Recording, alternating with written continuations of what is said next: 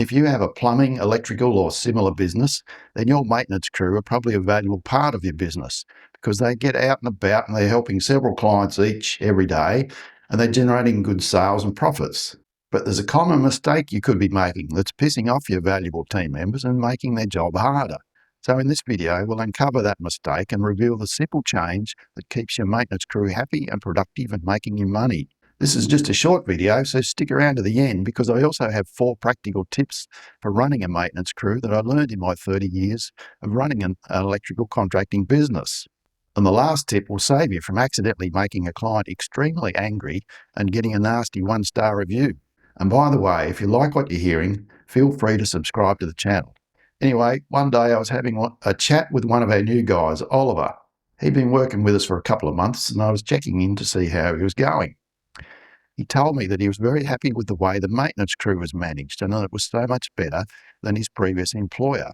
I asked him to tell me more, and he said that his previous boss used to phone up while he was in the middle of a job and try and hurry him up to get finished and move on to the next one. He felt pressured by these calls and resented being hurried while he was doing the best he could on the job that he was on. He said, "A job takes as long as it takes," and I knew exactly what he meant. It's not easy to have a smooth running maintenance crew because there are so many unknowns.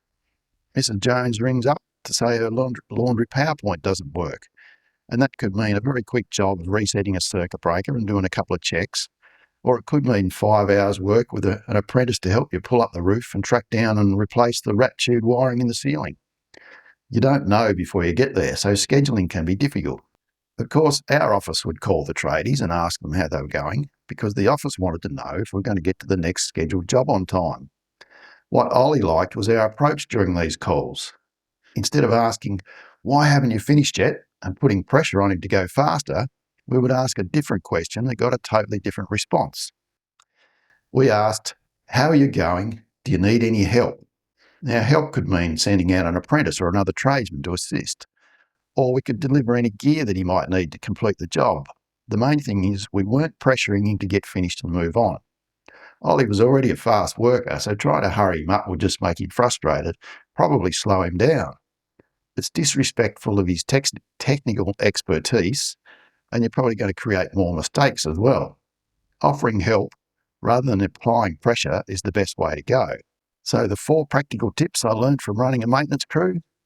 Number 1, you should build some flexibility into your schedule so you can send another team member to an appointment if the person you plan to send gets delayed. The larger your crew, the easier that is to do, of course. Tip number 2, usually the only appointment that we gave a specific time for was the first appointment of the day. After that, everyone gets a range, not a fixed time. You tell the client you'll be there between 11 and 12 or 2 and 4. That gives you a bit of room and flexibility with the time frames.